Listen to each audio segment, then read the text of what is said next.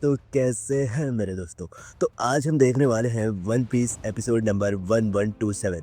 तो last video में हमने देखा था कि वेगापंक और इन लोग ने शील्ड को डीएक्टिवेट करने का कोड ढूंढ लिया है, लेकिन अब वहां पर किज़ारू पहुंच चुका है। अब किज़ारू इन पर हमला ही करने वाला होता है, इतने में पीछे से जायंट लूफी आ जाता है।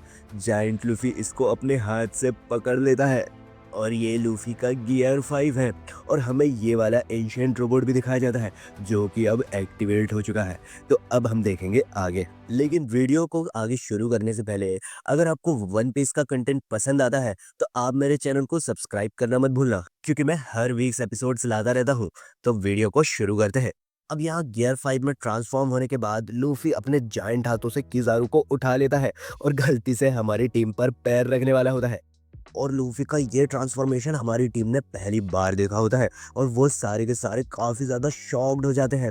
और खास करके तो ब्रूक। अब लूफी का ये वाला ट्रांसफॉर्मेशन देख करके तो किज़ारू भी काफी ज्यादा शॉक्ड रहता है और लूफी उससे कहता है कि वो डॉक्टर वेगापंक को उसे कुछ नहीं करने देने वाला है। किज़ारू अभी भी कह रहा होता है कि लूफी उसके रास्ते में ना आए, लेकिन वो काफी ज्यादा डरा हुआ है और हम देखते हैं कि किज़ारू के भी पसीने छूटने लग जाते हैं। अब लूफी किज़ारू को गोल गोल घुमाने लग जाता है और इस जाइंट फॉर्म में ये वाला सीन काफी ज्यादा एपिक लगता है दोस्तों। और ये किज़ारू की काफी खतरनाक राइड होने वाली है और किज़ारू बोल रहा होता है कि मुझे बख्श दो मेरे दोस्त, लेकिन हमारा लूफी उसे इतना जोर से घुमाकर इतना दूर फेंकता है कि वो नेवी शिप्स के भी आगे निकल जाता है और लूफी जोर जोर से हंसने लग जाता है। और ये सीन देखकर हमारी टीम एकदम शॉक्ड रहती है। अब यहाँ नामी कहती है कि हमें जल्द से जल्द यहाँ से निकलना होगा।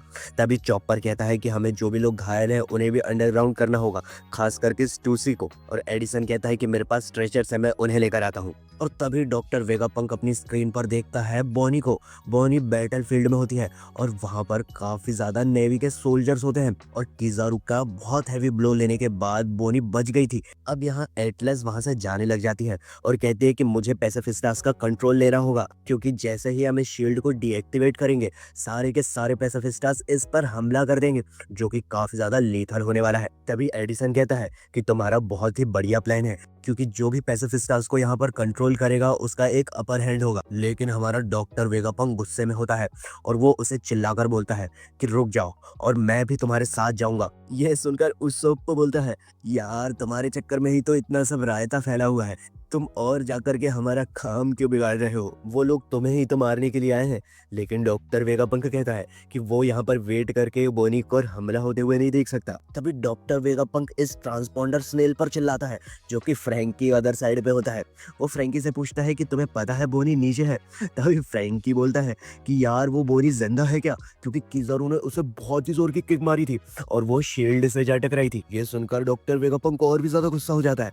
वो कहता है कि किक मारी थी और तुम्हारे जैसे अधेड़ उम्र के आदमी ने उसे ऐसा करने कैसे दिया। तभी फ्रैंकी कहता है कि मुझसे गलती हो गई, चलो मैं उसे बचाने के लिए जा रहा हूँ। तभी डॉक्टर वेगापंक कहता है कि मैंने अपना मन बना लिया है, मैं बोनी को बचाने के लिए जाऊंगा। तभी ट्रांसपॉन्डर स्नेल पर एक और कनेक्शन क्रॉस होता है और दूसरी तरफ होता है सांजी, जो कि ये बात सुनकर काफी ज्यादा गुस्से में आ जाता है और कहता है कि उसके होते हुए किज़ारू ने बोनी को किक कैसे मारा। और वो कहता है कि अब वो भी उसको बचाने के लिए जाएगा। और हाँ, जो काम उसे डॉक्टर वेगापंक ने दिया था उसने वो काम भी कर दिया है। अब यहाँ डॉक्टर वेगापंक और एटलस निकल जाते हैं, लेकिन एक डाउट ये भी होता है कि इनकी एब्सेंस में शील्ड को एक्टिवेट और डीएक्टिवेट कौन करेगा। लेकिन तभी हमें बताया जाता है कि एडिसन भी इसको कंट्रोल कर सकता है और इनकी एब्सेंस में इसको मैनेज कर सकता है। अब यहाँ दूसरी तरफ हमें फ्रैंकी दिखाया जाता है, जो कि काफी ज्यादा मायूस होता है उसके एक्शंस के कारण। वो कहता है कि उसने बॉनी को बचाने के लिए कुछ भी नहीं किया, वो थोड़ा फास्ट मूव कर सकता था और बॉनी को बचा सकता था, लेकिन उसने नहीं किया। लेकिन अब वो ये चीज करने वाला है और वहां से चला जाता है। तभी पीछे से लिलिथ कहती है कि लूफी तो किज़ारू को काफी अच्छी टक्कर दे रहा है। तभी फ्रैंकी कहता है कि ऑफ कोर्स वो देगा, वो हमारी टीम का कैप्टन जो है। अब यहाँ बॉनी नेवी से बचकर छुप छुपाते हुए आगे बढ़ रही होती है और वो अपनी पावर्स को यूज करके छोटी बन जाती है और इस नेवी ऑफिसर्स पे पीछे से एक टपली बजा देती है। और हम देखते हैं कि ये अपनी पावर्स को यूज करके दूसरों की एज बढ़ा भी सकती है और उन्हें कम भी कर सकती है। अब नेवी से फाइट करने के बाद में हमें यह दिखाया जाता है कि इसने कुछ को बच्चा बना दिया है और कुछ को बूढ़ा, जो कि कुछ कर ही नहीं पा रहे। लेकिन एक नेवी ऑफिसर्स दूसरे नेवी ऑफिसर्स को ये खबर दे देता है कि वहां पर बॉनी है, तो मिड एरिया में वो बचकर आए। अब यहाँ पर नेवी को सेंटोमारू मिल जाता है, जो कि बहुत ही हैवीली इंजर्ड होकर यहाँ पर पड़ा हुआ होता है। और तभी हमें हमें एक फ्लैशबैक दिखाया जाता है कि जब किज़ारू ने बोनी को एक जोरदार किक मारी थी तो वो शील्ड से टकराकर नीचे गिर गई थी, लेकिन उसे सेंटोमारू ने बचा लिया था और उसे वो कहता है कि वो वहां से भाग जाए क्योंकि नेवी है वहां पर, जो कि किसी भी वक्त वहां पर आती होगी। इतना कहने के बाद सेंटोमारू वहां धम से गिर जाता है। अब हम वापस प्रेजेंट में आ जाते हैं और बोनी को काफी ज्यादा अफसोस हो रहा होता है सेंटोमारू को ऐसे देखकर। अब यहाँ दूसरी तरफ जोरो और लुच्ची की फाइट जारी है, जहाँ पर जोरो काफी ज्यादा भारी पड़ रहा होता है लुच्ची पर, और लुच्ची अपने बीस्ट फॉर्म में ट्रांसफॉर्म हो चुका है और वो जोरो पर छुपकर अटैक करता है, लेकिन अपना जोरो बड़े आराम से उस अटैक को डिफेंड कर लेता है और लुच्ची को काफी बुरी तरीके से डोमिनेट कर रहा होता है। तभी लुच्ची हमारे जोरो को थोड़ा दूर फेंक देता है।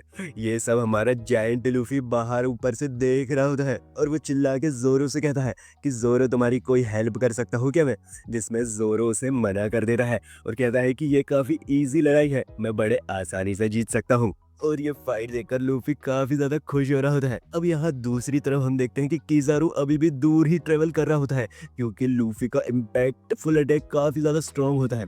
यह नेवी की शिप्स से भी काफी ज्यादा दूर जाके गिर रहा होता है और वो पानी में गिरने वाला होता है, लेकिन तभी वो यासकानी सेक्रेट ज्वेल से अटैक कर देता है और अपनी पोजीशन को डिफ्लेक्ट कर लेता है और खूब सारी लाइट्स की लेजर को फायर करता है और अपने आप को भी वो ट्रांसफॉर्म कर सकता है। अब वो लाइट के अटैक में ही अपने आप को भी ट्रांसफॉर्म करके वापस से वहां पर आ जाता है और आइलैंड पर लैंड कर लेता है, लेकिन हम देखते हैं कि वो अपने अटैक से काफी ज्यादा क्लोन बना लेता है और लूफी पर अलग अलग क्लोन से अटैक करता है। लूफी की आंखें चौंधी आ जाती है क्योंकि ये अटैक काफी ज्यादा ब्राइट होता है और वो कुछ देख नहीं पा रहा होता है, लेकिन तभी वो काफी अच्छी टक्कर दे रहा होता है किज़ारू को। किज़ारू उस पर काफी सारे अटैक्स लैंड करता है, लेकिन वो एक भी अटैक को लैंड नहीं कर पाता क्योंकि हर एक अटैक को लूफी काफी अच्छे से डॉज कर रहा होता है। तभी लूफी कुछ क्लोन्स को डिस्ट्रॉय कर देता है और गाइस ये सीन देखने में काफी ज्यादा एपिक लगता है।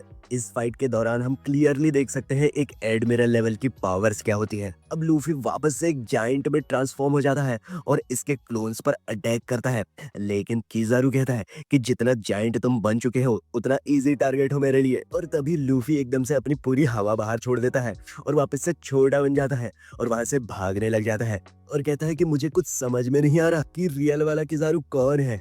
और तभी हमें दिखाया जाता है कि लूफी मजाक कर रहा होता है, उसको क्लियरली पता होता है कि रियल किज़ारू कौन है और वो उस पर एक अटैक कर देता है जिसमें किज़ारू का हाथ कट जाता है, लेकिन हम देखते हैं कि ये भी एक क्लोन होता है और किज़ारू यहाँ नीचे हमारी टीम के पास होता है और वो उस सोप को पकड़ लिया होता है और वो कहता है कि यहाँ डॉक्टर वेगापंक दिख नहीं रहा है, तो डॉक्टर वेगापंक कहाँ है मुझे बताओ। और तभी हम देखते हैं कि डॉक्टर वेगापंक इस वेगा टैंक में जा रहा होता है और इसकी एंट्री काफी ज्यादा एपिक होती है।